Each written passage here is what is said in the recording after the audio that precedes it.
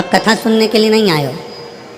आप जितने भी कथा के पंडाल में बैठे हुए हो, भगवान शंकर की कथा को श्रवण करने के लिए बैठे हुए हो, जितने भी भगवान शंकर की पवित्र कथा का तत्व ग्रहण करने के लिए बैठे हो, आस्था चैनल के माध्यम से भी जितने भी शिव भक्त कथा को श्रवण कर रहे हैं, फेसबुक यूट्यूब के माध्यम से आप पूरम कथा को सुन रहे हैं, तो ये मानकर चलना कि आप कथा सुनने के लिए नहीं बैठे हो, क्योंकि कथा उसकी होती जो यहाँ से गया हो। शंकर तो कंकर कंकर में समाया हुआ है, शंकर कहीं जाता ही नहीं है, वो तो अजर और अमर है।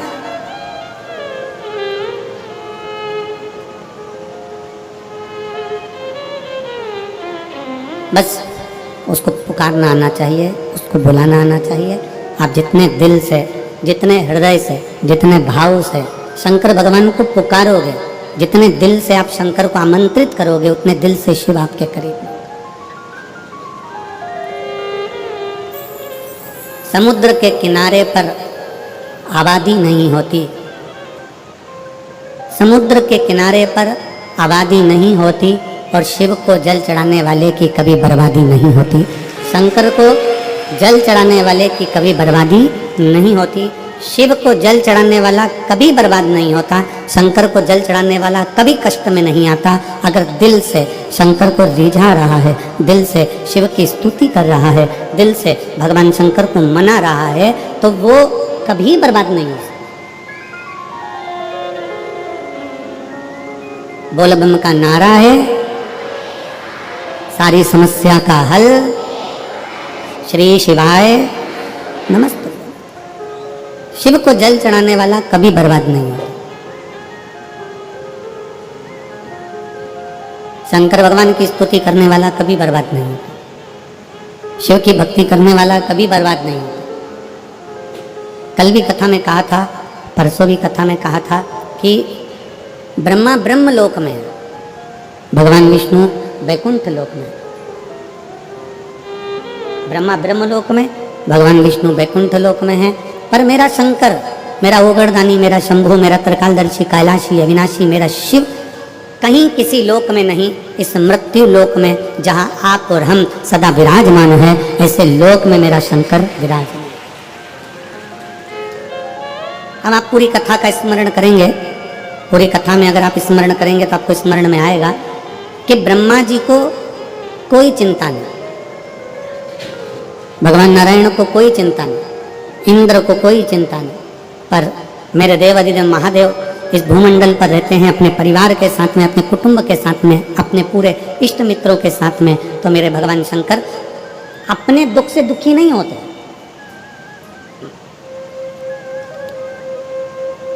मेरे शिव कभी अपने दुख से दुखी नहीं है। मेरे शंकर अपने भक्त के दुख को देखकर दुखी हो जाते हैं।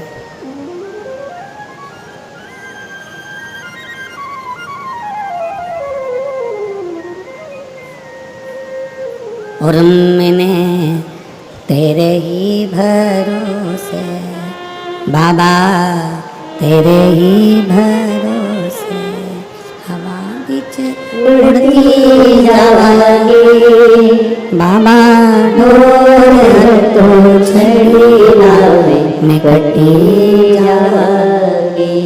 भोले मैं तेरी बदन, शंभु मैं तेरी भक्तन, हवा बिच उड़ती जावांगी बाबा, डोर तो छड़ी नावे में कटी जावांगी। भोले मैं तेरी भक्तन, शंभु मैं तेरी भक्तन। शिव कथा कर रही है, भगवान शंकर की शरणागति कर रही है, शिव महापुराण की कथा करती है, भगवान शंकर का चरित्र कहता, शिव कथा कर रही है, भगवान शंकर का पवित्र कथा वर्णन कर। शिव खुद के दुख से दुखी नहीं, शंकर भगवान स्वयं के दुख से दुखी नहीं। भगवान शंकर अपने भक्त का दुख नहीं देख सकते।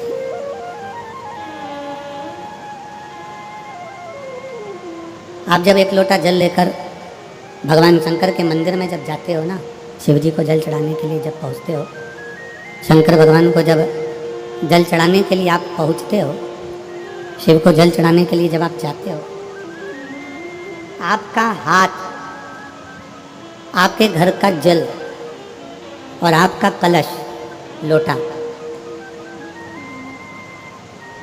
जिसको आप भगवान शंकर के पास लेकर गए, जिसको आप शिव जी के नज़दीक लेकर गए, एक तो गए हो आप स्वयं, दूसरा गया आपके रसोई घर में जो हंडा भरा था, मटका भरा था, पानी रखा था, उसमें से एक लोटा जल भर कर गया, तीसरा एक तांबे का लोटा, आपके घर का एक पात्र शिव जी के दरवाजे पर गया। स्वयं भी गए, जल भी गया, पात्र भी गया। शिव महापुराण की कथा कहती है आपका चेहरे की दशा, हाथ जो जल चढ़ा रहा है उसका कंपन, जो पात्र आया है उसकी दशा, और आपने जो अपने घर का मटके का, हंडे का, बाल्टी का एक लोटा जल शंकर को जो चढ़ाया, वो जल से भगवान शंकर समझ जाते हैं कि तुम्हारे घर की दशा क्या है और तू क्या मांगने आया है और तुझे देना क्या है।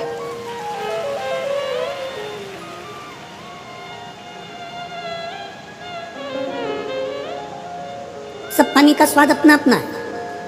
हेडपंप का पानी, हापसी का पानी, बोर का पानी, उसका स्वाद अलग है। कुएं का पानी, उसका स्वाद अलग है। सरोवर का पानी, उसका स्वाद अलग है। तालाब का पानी, उसका स्वाद अलग है। समुद्र का पानी, उसका स्वाद अलग है। कुंड का पानी, उसका स्वाद अलग है। बारिश का पानी, उसका स्वाद अलग है। सब पानी का स्वाद अलग अलग है, और जो पीने वाला है वो बता देता है कि यह पानी अपने घर का नहीं है, ये जल अपने घर का नहीं है।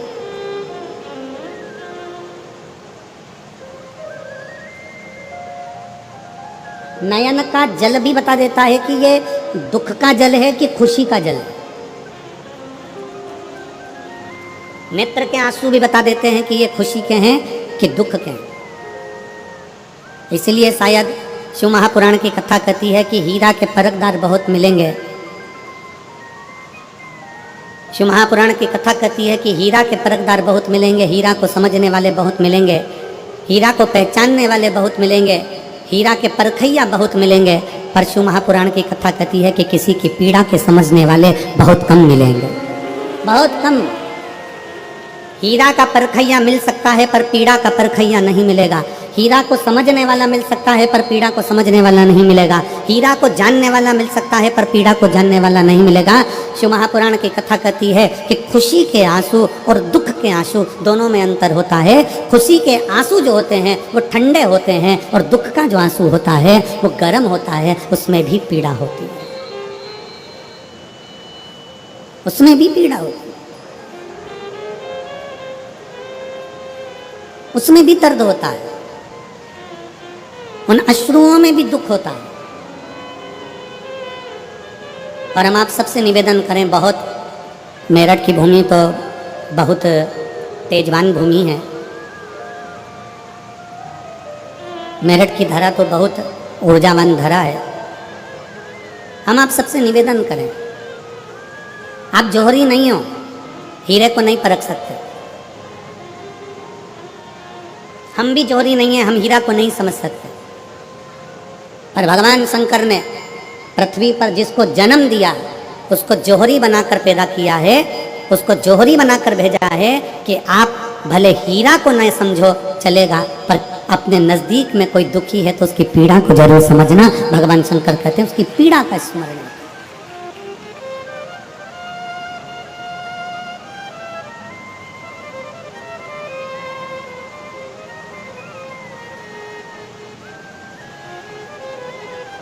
हीरा को समझो ना समझो पर पीड़ा को जरूर समझिए, किसी के दर्द को जरूर समझिए, किसी के दुख को जरूर समझिए, किसी की तकलीफों को जरूर समझिए।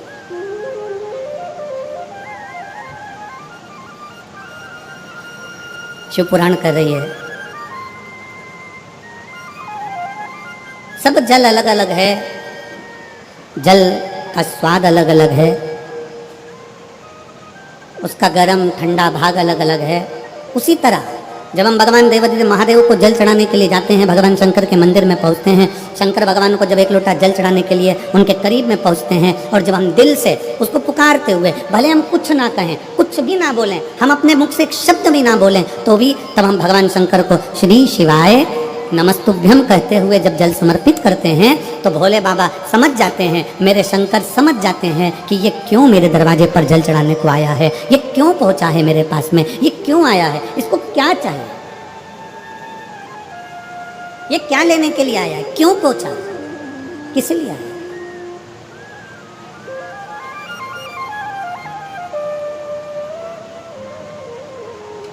शंकर उस दशा को जान जाते हैं कि इसको क्या चाहिए, क्या लेने के लिए आया।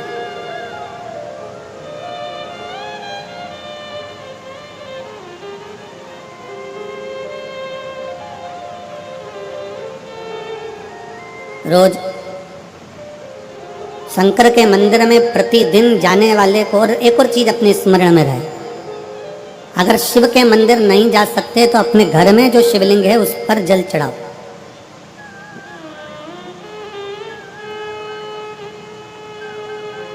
और यदि आप अपने शंकर के घर में शिवलिंग पर भी जल नहीं चढ़ा पा रहे हो तो किसी बेलपत्री का वृक्ष हो, उस वृक्ष के नीचे भी जल चढ़ाओ।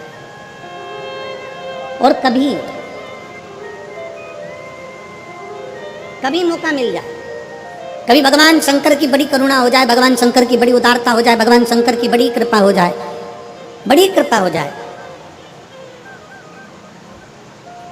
भगवान शंकर जिस दिन तुम्हारे ऊपर बड़ी कृपा कर दे, किसी सोमवार को 3 नियम बना लो। जिस दिन मेरा भोले बाबा तुम पर कृपा कर दे उस दिन सोमवार का एक नियम बना कि महीने का एक सोमवार मुझे ऐसा करना है, 3 नियम धारण करना है महीने के सोमवार को। पहला, सुबह जाकर शंकर भगवान को 1 लोटा जल चढ़ाना है। दूसरा, दोपहर के समय पर जाकर मुझे बेलपत्री के वृक्ष के नीचे एक चावल का दाना रखकर बेलपत्री की 7, 11, 21, 108, 51 जितनी परिक्रमा आप लगा सकते हो वो लगाना है। और तीसरा, बेलपत्री के वृक्ष के नीचे और शंकर के मंदिर के दरवाजे पर मुझे एक घी का दीपक लगाना है। बस ये 3 नियम जिसने महीने में एक बार ले लिया, समझ लो उसको पीछे हटने की जरूरत ही नहीं, वो आगे ही बढ़े। महीने के किसी एक सोमवार का ऐसा नियम बना लो कि मुझे 3 नियम धारण करना है महीने के किसी भी एक सोमवार को। हम ये नहीं कहेंगे कि तुम सोमवार 5 पढ़ रहे हो तो 5 को करो, 4 पढ़ रहे हो तो 4 को करो, 3 पढ़ रहे हो तो 3 को करो। तुम तो महीने का एक सोमवार का नियम बना। और मेरी जीजियों से, मेरी बेटियों से जो विदेश में रह रही हैं, जो कहीं बाहर रह रही हैं, कहीं बड़े शहर में रह रही हैं, जो रोज मंदिर नहीं जा सकते, हर किसी महीने के एक सोमवार को भी ये नियम निर्धारण कर सकते, तो उनसे कहेंगे कि 3 महीने में एक सोमवार का नियम बना लो। 3 महीने में नहीं बना सकते तो 6 महीने में एक सोमवार का नियम बना लो। और 6 महीने में नहीं बना सकते तो 1 साल में एक सोमवार का ऐसा नियम बना लो कि मैं साल का एक सोमवार ऐसा रहूंगी कि सुबह सोमवार के दिन मंदिर में जाकर जल चढ़ाऊंगी, दोपहर में जाकर बाबा को एक अक्षत का दाना रखकर, अक्षत का मतलब है कि बाबा मेरी दिनों दिन उन्नति करना। बेलपत्री के वृक्ष के नीचे जो अक्षत रखा जाता है वो उन्नति के लिए रखा जाता है। शंकर के शिवलिंग पर जो अक्षत रखा जाता है वो रोग मुक्ति के लिए रखा जाता है। अशोक सुंदरी पर जो अक्षत रखा जाता है वो संतान प्राप्ति के लिए रखा जाता है। षडानंद कार्तिकेय की ओर जो अक्षत रखा जाता है वह हमारे बच्चों की सुख समृद्धि के लिए रखा जाता है। विनायक की ओर, गणेश जी की ओर जो अक्षत रखा जाता है वो हमारे घर में कोई मंगल कार्य आ जाए उसके लिए रखा जाता है। और जो पीठिका होती है जिसपे शिवलिंग रखा होता है, पार्वती जी का हस्तकमल, उस पर अक्षत रखा जाता है तो नारी के अखंड सौभाग्य के लिए रखा जाता है। अक्षत रखने का भी तरीका है। एक चावल का दाना कहाँ रखा जाता है, क्यों रखा जाता है, कैसे रखा। अब कई लोग कहते हैं गुरुजी ये शिव महापुराण में आप ये नियम बताते हो, तरीका बताते हो। हम तो उनसे कहेंगे डॉक्टर के पास जाओगे तो डॉक्टर भी गोली लिखकर ये नहीं कह देगा कि ये सारी गोली एक साथ खा जा। डॉक्टर भी कहेगा ये गोली सुबह खाना है, ये गोली शाम को खाना है, ये गोली दोपहर में खाना, ये गोली भूखे रहकर खाना। बोला सही है कि गलत है? ये रात्रि को खाना खाने के बाद खा लेना, ये खाना खाने के पहले, ये नाश्ते के पहले। और सुनो ये दवाई, ये वाली पीछे वाली जो दवाई लो ना इसको दूध से लेना, ये वाली जो दवाई लो ना इसको पानी से लेना। और सुनो ये डब्बी है इसको पानी में मिलाकर फिर पीना। दवाई लेने का भी तरीका है, उसी तरह शिव महापुराण में एक एक अक्षत का भी तरीका है और एक एक बेलपत्री का भी तरीका है। अब मान लो कई लोग कहते हैं गुरुजी आप ये तरीका बताते हो शिव पुराण के माध्यम से, कई लोगों के मन में संशय जागता है। तो अगर हम एक साथ चावल चढ़ा दे तो उसका क्या तरीका है? तो हमारा निवेदन है डॉक्टर जो दवाई ले एक ही बार में निपटा जाए, एक ही बार में खा ले। दवाई एक बार में पूरी खा गए असर नहीं करेगी, इसमें डॉक्टर का कोई दोष नहीं है, उसने तो बताया था ऐसे लेना ऐसे लेना। और तुमने मैं डॉक्टर साहब ने पूछा दवाई पूरी ली, शाम की दवाई भूल गई थी, सवेरे की दवाई भूल गई थी, ये दवाई भूल गई थी। डॉक्टर कहेगा हमने तो नियम बताया, तब तुमने नहीं खाई तो असर कहाँ से करेगी? तुम असर कब करती है? जब हम पूजन के तरीके को जान जाएं, जब हम अर्चना के तरीके को जाएं। आप साल भर का एक सोमवार निकाल लो, 6 महीने का एक सोमवार निकाल लो, 3 महीने का एक सोमवार निकाल लो, महीने का एक सोमवार निकाल लो, अपने से दिल में बन जाए तो एक सोमवार ऐसा निकालो जिसके 3 नियम धारण हो। पहला, उसी सोमवार जिसको कर रहे हो उस दिन सुबह जल चढ़ाना। दूसरे, दोपहर के समय पर जाकर बेलपत्री के वृक्ष के नीचे एक चावल का दाना रखना। और परिक्रमा बेलपत्र की जितनी तुमसे बन जाए, जितनी तुम्हारे शरीर की कैपेसिटी हो, जितना तुम्हारा शरीर चलते बन जाए। हम तो ये भी नहीं कहते कि तुम भूखे रहकर भगवान का भजन करो, हम कभी नहीं कहते। हम तो यहाँ तक कहते हैं, हमारे पुष्टि मार्ग में यहाँ तक कहा गया कि वल्लभ कुल की एकादशी करो, भले बकरी जैसे चरो पर एकादशी करो। हम तो यहाँ तक कहते हैं कि बहुत समय से कल मेरी एकादशी है, एकादशी है, एकादशी है, एकादशी है, पूरे घर को हिलाकर रख दिया, एकादशी है, एकादशी, एकादशी है। बहू टेंशन में, बेटा डिप्रेशन में, पति पपीता ला ला के, सेव फल ला ला के, मूंगफली का दाना ला ला के, काजू कतली ला ला के, सेव फल ला ला के, और सारा सामान साबूदाना और खिचड़ी और ना चिप्स ना जाने क्या क्या ला ला के, बेचारा पति एकादशी आती है वो नौमी से चिंता में पड़ जाता। हम तो ये भी नहीं कहते कि तुम व्रत बहुत भारी करो, तुम व्रत उपास भी बहुत बहुत टेंशन वाला करो, ना ना ना।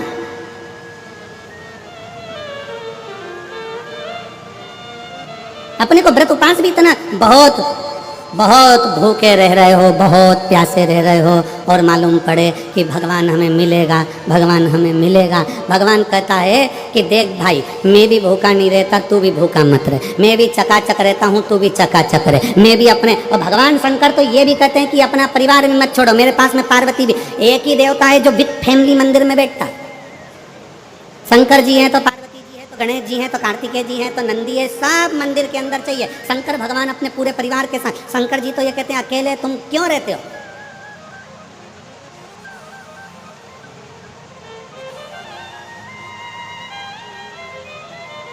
शिव जी की एक बात अपने ध्यान में रखना, कितनी सुंदर बात है शंकर भगवान की, बहुत ध्यान में रखिएगा। भगवान नारायण ने भगवान शंकर का भोजन रखा, विथ फैमिली आए। ब्रह्मा जी ने रखा, आए। इंद्र ने रखा, आए। एक दिन कुबेर को अहंकार आ गया, और कुबेर ने मन में सोचा कि मेरे पास में इतना वैभव है, इतना धन है, मेरे पास में इतना वैभव, इतना धन है। कुबेर ने विचार करा कि मैं भी सबका भोजन रखता हूँ, मेरा धन देखेंगे, वैभव देखेंगे।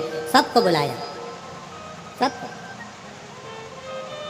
अब कुबेर जी को मालूम पड़ा कि भगवान विष्णु के यहाँ तो केवल 2 हैं, ब्रह्मा जी के यहाँ 2 हैं, इंद्र के यहाँ 2 हैं, गरुण वरुण सारे देवता के यहाँ 2 हैं, शंकर भगवान की फैमिली बड़ी है। तो उन्होंने पत्रिका में लिख दिया श्रीमान श्रीमती।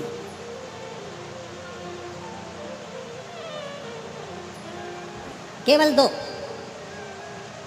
सबके यहाँ मेरा भोले बाबा गया, मेरे शंकर गए, पर कुबेर के यहाँ पर जब पत्रिका देने के लिए कुबेर शंकर जी के यहाँ गए, शंकर जी ने पत्रिका को देखा तो उसमें लिखा था कि शंकर पार्वती पधारे, श्रीमान श्रीमती।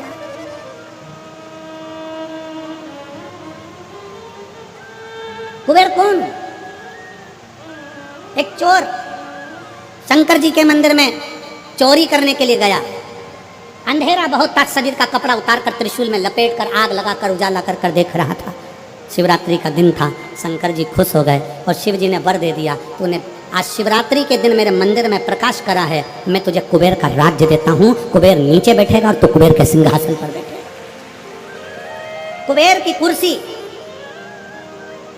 एक चोर को दे दी। अब चोर कुबेर बनकर बैठा है, और उस चोर के मन में या अब जिसने तुझे कुबेर बनाया था, तो उसको भी फैमिली बुला लेता, पर उसको भी नहीं बुलाया।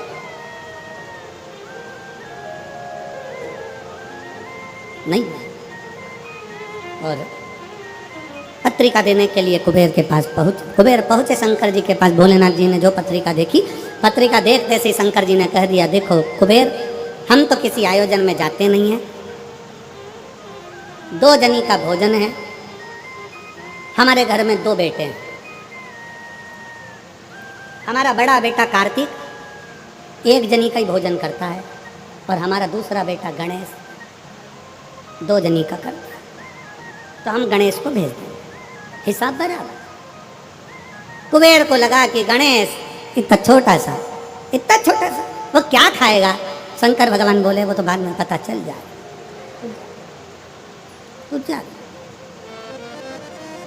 अब कुबेर ने निमंत्रण रखा, 33 कोटि देवताओं के लिए भोजन तैयार करवाया, मंगवाया, भोजन बनवाया।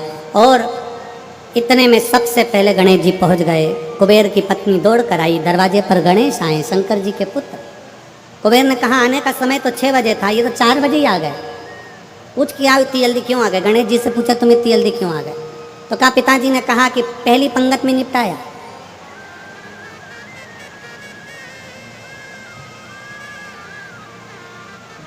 या तो पहली पंगत या आखिरी पंगत, इन दोनों को फायदा रहता है और इन दोनों को नुकसान भी रहता है।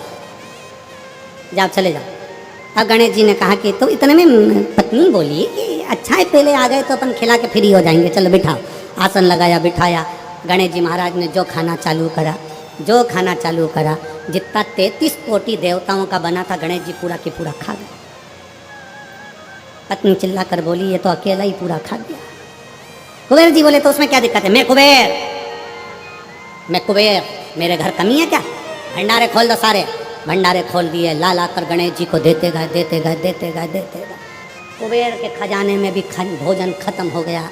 तब कुबेर ने कहा एक काम करो, दूतों को पृथ्वी पर भेजो और पृथ्वी पे से भोजन मंगवाना चालू करो। गणों को पृथ्वी पर भेजा, भोजन लेकर अंदर जा रहे थे गण। गणेश जी ने बुलाया इधर आओ। ये चावल की बोरी कहाँ ले जा रहे हो, के अंदर। क्यों ले जा रहे हो, पकाएंगे फिर तुम्हारे लिए लाएंगे। गणेश जी के आधा घंटा लग जाएगा, ऐसी रख दो, रखो यहाँ। सारी बोरियां वहीं रखवा ली, दाल चावल चना सब सूखा की सूखा निपटा दो, आन दो। कुबेर को चिंता लग गई, पत्नी आंखों से रोने लगी, इतने सारे देवता आएंगे क्या खाएंगे, कुछ भी नहीं बचा, नीचे भी नहीं बचा। देव ऋषि नारद आ गए, कुबेर से पूछा क्या बात है कुबेर। कुबेर कहने लगे कि मैंने भोजन सबका बनाया था, गणेश अकेले खा गए, उठ भी नहीं रहे। हमने 4 बार पानी पहुंचा दिया, हमने कहा पानी पी लो, तो गणेश जी कह रहे थे आधा भोजन होगा तब पीऊंगा। मतलब अभी आधा भी नहीं हुआ है। नहीं। नारद जी ने कहा शंकर जी के पास जाओ। भोलेनाथ जी के पास कुबेर पहुंचे, प्रभु गलती हो गई मुझसे, मैंने 2 जनी का लिखा था। औलाद को संभालने के लिए बाप का आना जरूरी है, मुझे नहीं। औलाद को संभालने के लिए बाप का आना जरूरी है और बाप को संभालने के लिए उसकी पत्नी का आना जरूरी है। मुझे समझ नहीं, मैं भूल गया। शंकर भगवान ने दुर्वा तोड़ी और दुर्वा तोड़कर कुबेर को दे दी और कुबेर से कहा ये दुर्वा ले जा, गणेश जी को दे देना। एक दुर्वा शंकर भगवान ने दी थी। कुबेर चलते चलते मन में विचार करे इतना खाया है, एक दुर्वा से क्या होगा। ये जितने रास्ते में चलते जा रहे थे, जितनी दुर्वा मिलती जा रही थी, सब तोड़ तोड़ के रखते जा।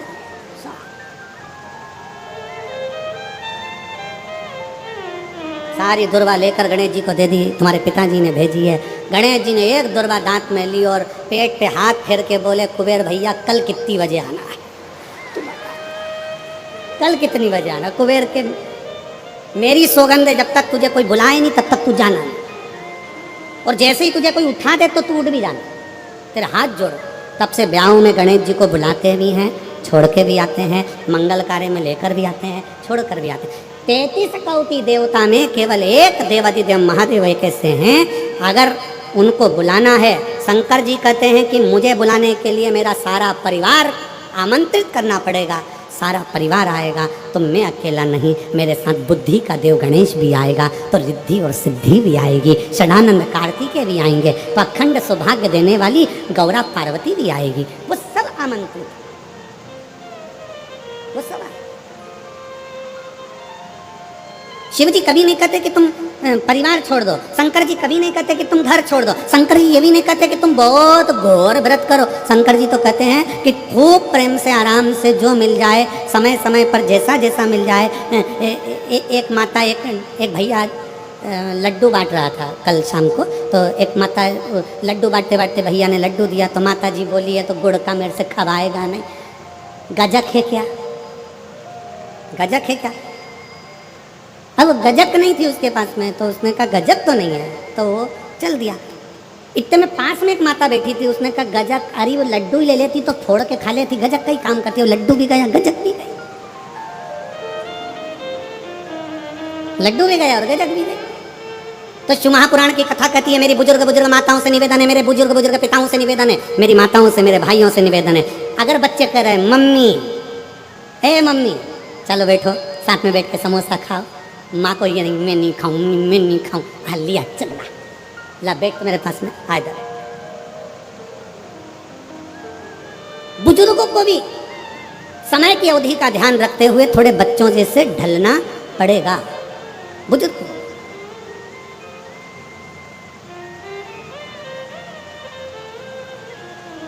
थोड़ा बच्चों जैसा ढलने का प्रयास करना।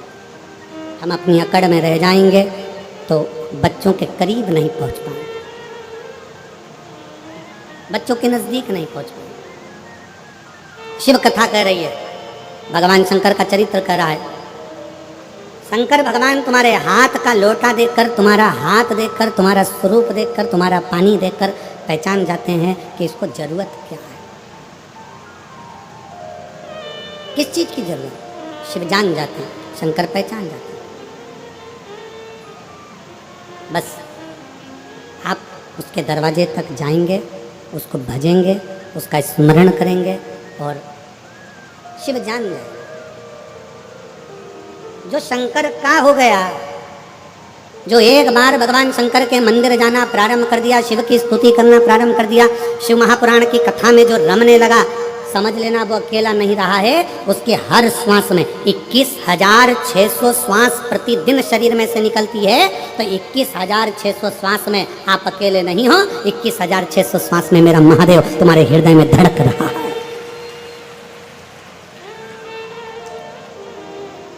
वो एक लाइन स्मरण में आती है ना,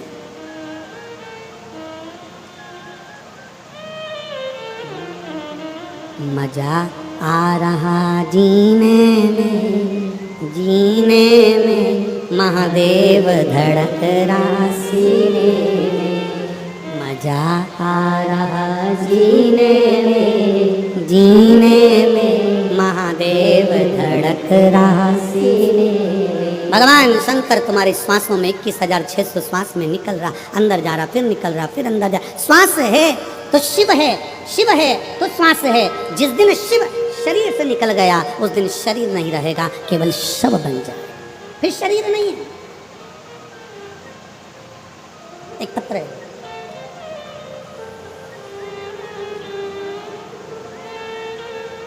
मैं जसबीर कौर, पत्नी बलजीत राम, गांव जैनपुर, तहसील शाहबाद, मारकंडा जिला, कुरुक्षेत्र, हरियाणा की निवासी हूँ।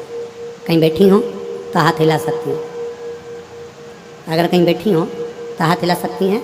मैं जसबीर कौर, पत्नी बलजीत राम, गांव जैनपुर, तहसील शाहबाद, मारकंडा जिला, कुरुक्षेत्र, हरियाणा की निवासी हूँ। आप ही हैं?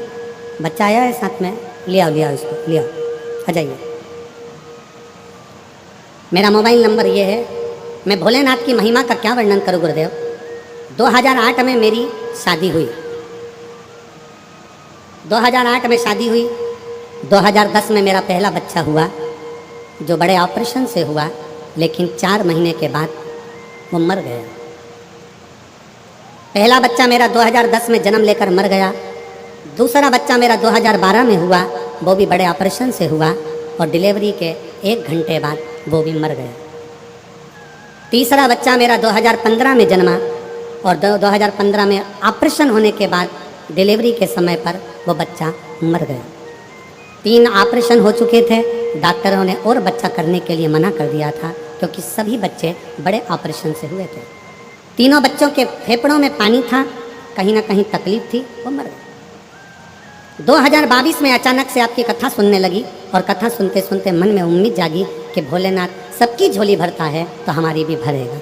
मैंने भी बाबा को जल चढ़ाना शुरू किया, पशुपति व्रत रखे, मंदिर में झाड़ू और पोछा लगाना शुरू किया।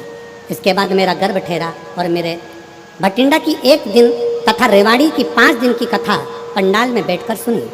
गर्भ के रहते हुए मैं पंडाल में पहुंची और बाबा से प्रार्थना करती कि अब ये बच्चा मेरा जीवित रहे, इसको कुछ ना हो।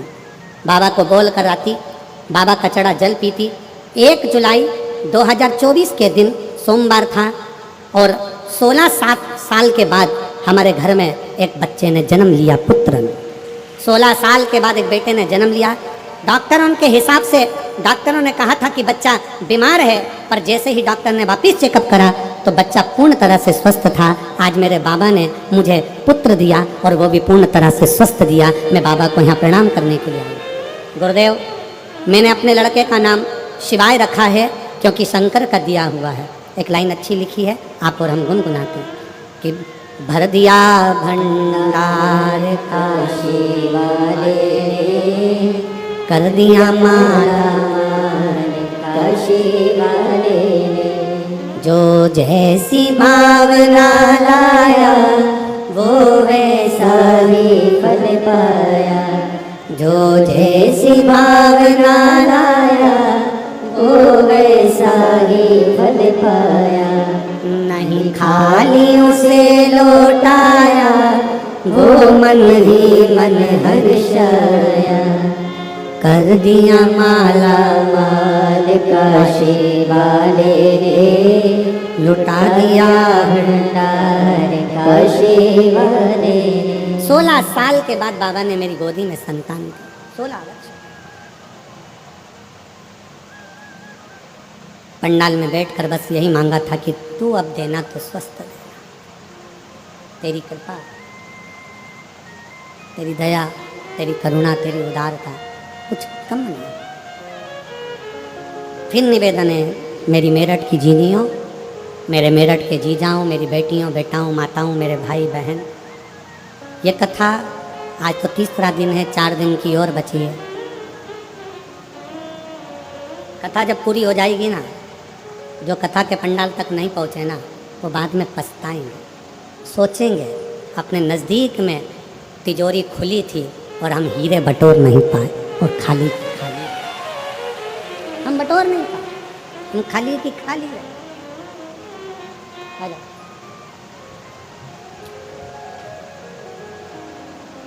जो जैसी भावना लाया वो वैसा ही फल पाया, नहीं खाली उसे लौटाया, वो मन ही मन हर्षाया, और कर दिया माला माल काशी वाले ने, लुटा दिया भंडार काशी वाले ने, कर दिया माला माल काशी वाले ने, लुटा दिया भंडार काशी वाले ने। आप जिस भाव से, जिस विश्वास के साथ, जिस भरोसे के साथ, जिस दृढ़ता के साथ, जिस श्रद्धा के साथ शिव कथा को सुनते हो, पंडाल में बैठकर कथा का रसतत्व ग्रहण करते हो, बाबा क्या देता है, कैसे देता है, ये उसके ऊपर निर्भर करता है।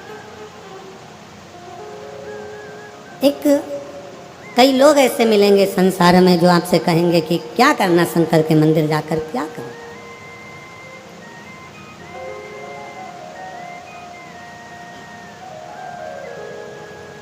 कई लोग कहते हैं कि गुरुजी हमको कोई दुख ही नहीं है तो हम मंदिर क्यों जाएं, मंदिर क्यों जाया जाए, क्या करेंगे मंदिर जाकर। शिव महापुराण की कथा कहती है आप कितने भी करोड़पति हो, धनपति हो, वैभवपति हो, सत्तापति हो, पर एक बात याद रखना कि तुम्हारा धन, तुम्हारी वैभव, तुम्हारी सत्ता, तुम्हारा पैसा, तुम्हारी दौलत जिस दिन कहीं हॉस्पिटल में पड़े होगे, सारी दौलत तुम्हारी लॉकर में रहेगी, घर पर रहेगी, उस जगह पर केवल तुमने जो शंकर भगवान को 1 लोटा जल चढ़ाया है, वो जल तुम्हारा कल बदलेगा, वो बदलेगा।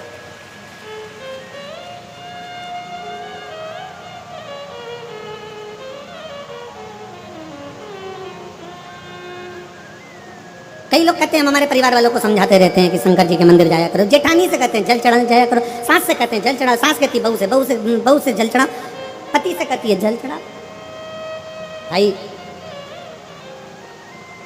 नायक और नालायक, इन दोनों में बड़ा अंतर है।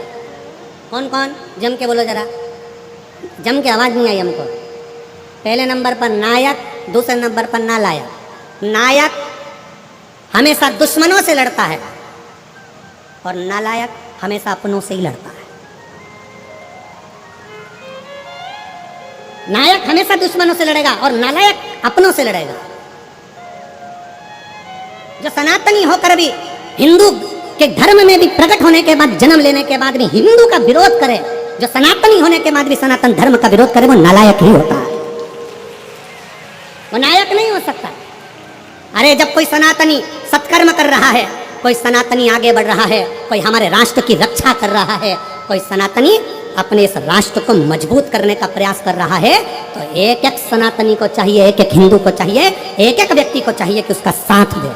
पर कई लोग ऐसे हैं, दिन भर पांव खींचते रहते, दिन भर दिन भर।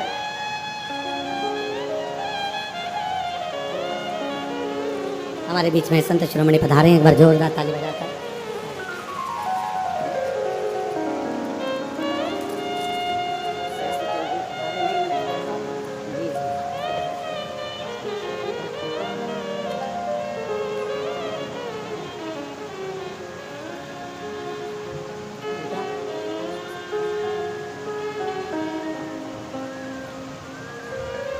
जब कोई अपने सनातन धर्म के लिए अग्रणता में आगे बढ़े, और रोज प्रतिदिन हम और आप देखते रहते हैं, दिन प्रतिदिन रोज देखते हैं कि अपने ही अपने को पांव खींचने में लगे। हमारा सनातन धर्म में मजबूत करना है और जितना मजबूत कर सकते हैं उतना करें। आज सबसे बड़ी परेशानी कहाँ खड़ी होती है? जब हम अपनों से लड़ रहे हो, अपनों से हम उनको समझा रहे होते हैं, कह रहे मजबूत होइए, पर जरा सा लोभ, जरा सा धन का लोभ, जरा सी सत्ता का लोभ, जरा सा वैभव का लोभ, जरा सा वोट का लोभ हमें हमारे सनातन धर्म से दूर कर देता है और दूसरे धर्म अच्छे लगते हैं और सनातन धर्म बेकार लगने लगता है। जरा सा लोभ व्यक्ति को अपना धर्म बुरा लगने लगता है और दूसरे धर्म श्रेष्ठ लगते हैं। शिव तत्व कह रहा है, भगवान शंकर की कथा कर रही है, अपने भीतर के भाव को प्रकट करिए, शंकर के मंदिर जाना प्रारंभ करिए, शिव की स्तुति करना प्रारंभ करिए, शंकर को एक लोटा जल चढ़ाना प्रारंभ करिए। और जिस दिन आप शिव की स्तुति में लगोगे, शंकर का भजन करने में लगोगे, शंकर का नाम उच्चारण करने में लगोगे, तुम अकेले नहीं, 21,600 श्वास जो तुम्हारे शरीर से निकल रही है, इस 21,600 श्वास में भगवान शंकर तुम्हारे हर श्वास में, मेरा शिव तुम्हारे साथ में होगा, प्रत्येक श्वास में। एक कितनी सुंदर कथा आती है शिव महापुराण में। एक पुजारी जी थे दक्षिण के, ब्राह्मण, उनकी एक बेटी थी जिसका नाम था जयंती। क्या नाम था उसका? जम के बोलो जरा, जयंती। हम बीच बीच में आप लोगों से इसलिए बुलवाते हैं क्योंकि आपको स्मरण में रहे, क्योंकि हम जब छोटे थे तब हमारे स्कूल में हमें खड़ा करते थे और सबको बुलवाते थे, 2 एकम 2, सब बोले 2 एकम 2, फिर 2 दूनी 4, सब 2 दूनी 4। क्यों बुलवाते थे? तो हमने एक बार टीचर से पूछा, सर ऐसे बुलवाने से क्या होता था? कि याद हो जाता, और हमें उम्मीद है तुम भी ऐसे ही पढ़े हो। अरे बोलो तो जम के, ठीक है ना? तो ये याद होना चाहिए। एक पुजारी जी थे दक्षिण के, ब्राह्मण परिवार था, बड़ा सुंदर परिवार, बड़े आनंद में रहते, शंकर की आराधना में लगे रहते। उनकी एक बेटी थी जिसका नाम जयंती।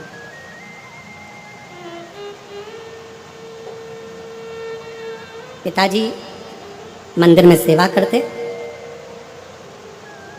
शिव मंदिर में, शंकर जी के मंदिर में आरती, पूजन, अर्चना, आराधना सब करते, सब करते।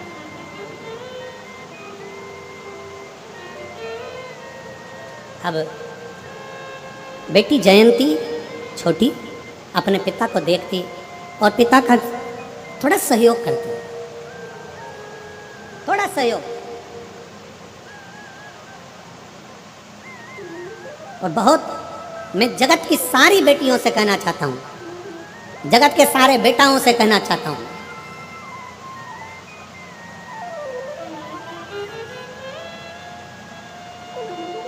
कि माँ जैसा प्यार और पिता जैसा सम्मान लाड़ दुनिया में कोई नहीं दे सकता जो माँ और बाप दे सकता। जो माता और पिता दे सकते हैं वो दुनिया में कोई नहीं दे सकता। अपने बच्चों के प्रति कितना स्नेह होना चाहिए, अपने बच्चों के प्रति कितनी प्रबलता होना चाहिए, ये शंकर भगवान से सीखना चाहिए। कि शंकर भगवान की परिक्रमा गणेश जी महाराज ने लगा ली थी और गणेश जी को वर मिल गया था प्रथम पूजन का, प्रथम गिनती का।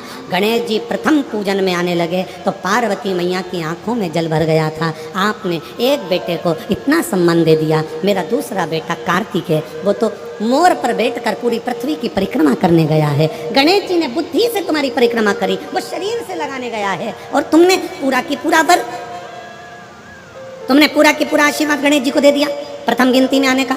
सदानंद कार्तिकेय को कुछ नहीं दिया। ये तो गलत बात है प्रभु। तुम्हारी परिक्रमा लगाई गणेश जी ने और तुमने सब कुछ दे दिया।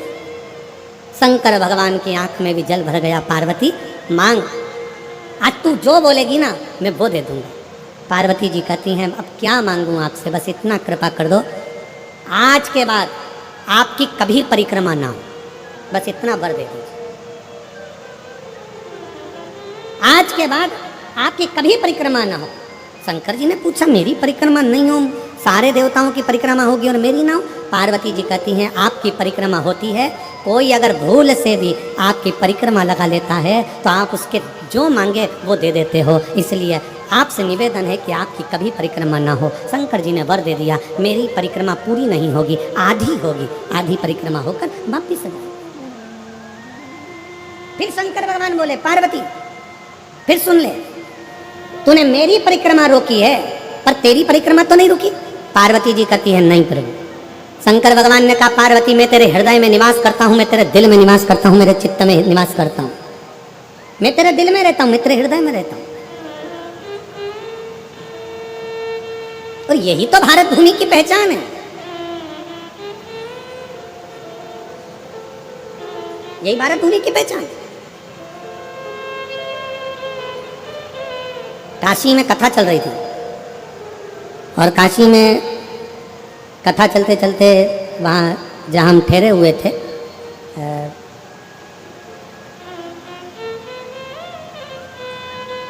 उस स्थान पर कोई चौथे दिन मिलने के लिए आए और वो लड़के थे, युवान युवान बेटाओं ने एक प्रश्न किया, गुरुजी क्या भगवान को जन्म लेने के लिए केवल भारत की भूमि ही मिली? राम जी जन्मे तो भारत की भूमि पर, कृष्ण जन्मे तो भारत की भूमि पर, दत्त प्रगटे तो भारत की भूमि पर, परशुराम भगवान प्रगटे तो भारत की भूमि पर। क्या सारे देवताओं को जन्म लेने के लिए भारत की भूमि मिली? पूरा विश्व पड़ा था, कोई अमेरिका, हालैंड, चीन, कहीं पर भी एक भी भगवान पैदा नहीं हुए, कोई भगवान नहीं जन्मा। गौतम बुद्ध भी जन्मे तो भारत की भूमि पर, महावीर भी जन्मे तो भारत की भूमि पर, रामकृष्ण परमहंस, संत, साधु, सन्यासी, तपस्वी, साधक सब जन्मे तो भारत की भूमि पर। क्या दूसरे देश में, अमेरिका में, रूस में, यहाँ वहाँ क्या भगवान जन्म नहीं ले सकता था? हमने कहा भारत की भूमि में और विदेश में बहुत अंतर है। विदेश में लोग दिमाग से प्यार करते हैं और भारत में लोग दिल से प्यार करते हैं।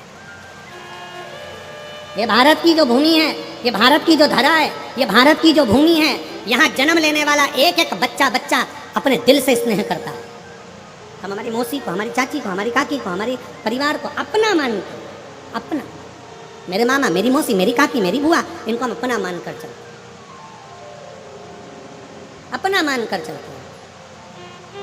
स्नेह बहुत मिला है। कहा महाराज जी, एक पुजारी की बेटी जयंती और जयंती अपने पिता का हाथ बटा रही है, ये संस्कार घर के हैं, ये संस्कार घर के होना भी चाहिए। स्नेह बस वो सहयोग प्रदान करे, स्नेह। और ऐसा नहीं है। अगर आप लोग सेवा कर रहे हैं, शिव महापुराण में कहीं ना कहीं सेवा में लगे हुए, बिठा रहे हैं, उठा रहे हैं, कहीं खिला रहे हैं, पिला रहे हैं, पानी नाश्ता भोजन चाय कुछ ना कुछ दे रहे हो, सेवा में लगे हो, तो कुछ ना कुछ तो भगवान देगा। एकत्र है।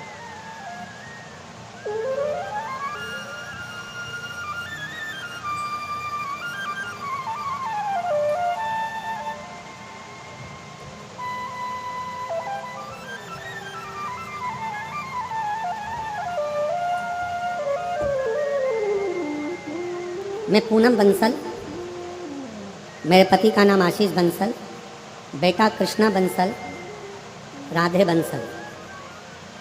कहीं बैठे हैं? अच्छा, यजमान परिवार है का? हाथ उठाओ। श्री शिवाय नमस्ते। मेरे भोले बाबा का मैं क्या वर्णन करूं गुरुदेव। मेरे 2 जुड़वा बेटे हैं और एक बेटी है। मेरे दोनों बेटे 6 साल पहले करवा चौथ पर जल गए थे। मेरा एक बेटा कम और दूसरा बेटा तो बहुत ज़्यादा जल गया। पैर में मोटे मोटे छाले हो गए, पानी भर गया। 1 साल से तो मेरे बेटे स्कूल भी नहीं गए। हमने हस्तिनापुर ले जाकर दोनों की पट्टियाँ कराई। हम दोनों ने ऐसे ही उल्टा लिटा कर ले जाते, जहाँ भी जाते डॉक्टरों के पास काफ़ी टाइम तक मेरे दोनों बेटों का इलाज चला। घाव तो भर गया लेकिन निशान नहीं गए। गुरुजी, तब मैंने आपकी कथा 3 साल से सुनना प्रारंभ करी। एक बार मेरे पति ने मुझसे कहा कि चलो यहाँ चलते हैं, वहाँ चलते हैं, पर मेरा मन नहीं किया कहीं जाने का, और मैं भोले बाबा की कथा में लगी रही। बाबा की कथा कभी नहीं छोड़ी।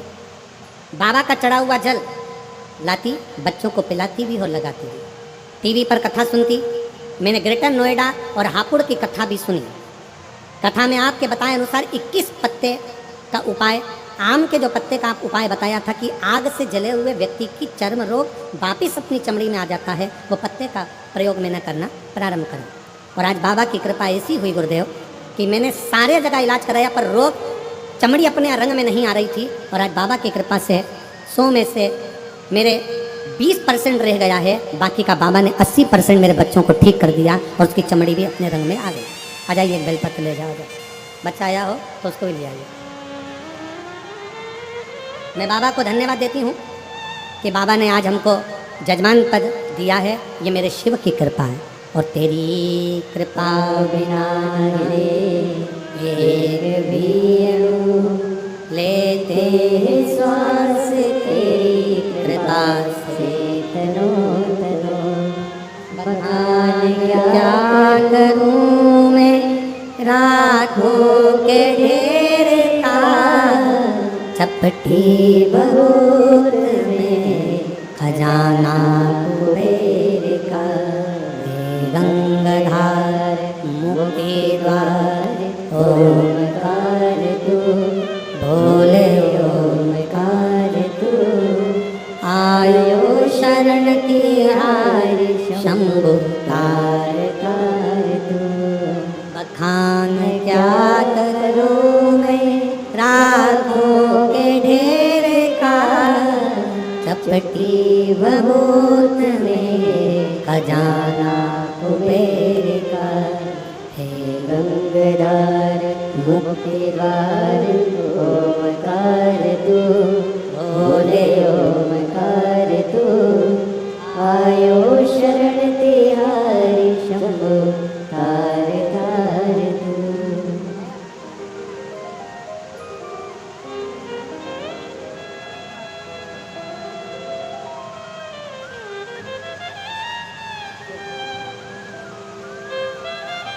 एक शिव की भक्ति, एक शिव की उदारता, क्या ना दे। एक पत्र और है, बड़ा सुंदर है, देखिए। मेरा नाम सरला देवी है। मेरा फ़ोन नंबर ये है। मैं गाजियाबाद की निवासी हूँ। कहीं बैठी हूँ तो हाथ हिला सकती हैं। मैं गाजियाबाद की निवासी हूँ। मेरा नाम सरला देवी है। मेरा फ़ोन नंबर ये है। मैं शिव महापुराण की कथा सन 2022 से सुन रही हूँ, नोएडा सेक्टर 11 में। और दूसरी कथा हमने 2022 अगस्त में मैनपुरी में 7 दिन की कथा पंडाल में रहकर सुनी। तीसरी कथा हमने मथुरा कोसी में सुनी। गुरुजी, मैं गरीब घर से हूँ, मेरे पास घर नहीं था। गुरुजी, जिम्मेदारी काफ़ी थी, बच्चों को बड़ा करना, पढ़ाना, शादी आदि करना। गुरुजी, इसी बीच में मेरे पति की काफ़ी तबीयत खराब हो गई, तो मेरे पति को भी कई बीमारियों ने घेर लिया। इस वक्त उनको शुगर बीपी के पेशेंट हैं, 2 ऑपरेशन उनके हो गए हैं। गुरुजी, मुझे 20 से 21 साल हो गए थे किराए के मकान में रहते रहते। लोग मुझे ताना मारते, बुरा भला शब्द कहते, मेरी आंखों में आंसू भर जाते। गुरुजी, जब से मैंने आपकी कथा सुनी, सुबह उठकर रोज़ मंदिर में झाड़ू लगाती, पोछा करती, रोज़ पूजन करती, वहाँ से रोज़ बेलपत्री और जल लाती, औषधि के रूप में अपने पति को दे देती। गुरुदेव, 29/11/2024 अक्टूबर को मेरे शंभू ने, गौरी शंकर ने मेरे ऊपर कृपा कर दी। जो मैंने पंडाल में बैठकर मांगा था, कि 21 साल से किराए के मकान में दे रही हूँ, आज मेरे भोले बाबा ने मुझे खुद के मकान में ले जाकर बिठा दिया है। मेरे पास 1 रुपया भी नहीं था, पता नहीं मेरे शंभू ने, मेरे महादेव ने क्या करा। गुरुजी, आज मेरे पति भी आपके आशीर्वाद से ठीक, बाबा की कृपा से ठीक है। मैं बाबा को यहाँ प्रणाम करने आई हूँ, खुद का मकान दिला दिया और स्वास्थ्य भी अच्छा रखा। मैं बाबा को यहाँ प्रणाम करती हूँ। शिव तत्व की प्राप्ति, कहीं बैठी हैं? अगर कहीं बैठी हो तो आ सकती हैं, आ जाओ, आ जाइए, एक बेलपत्र ले जाना है।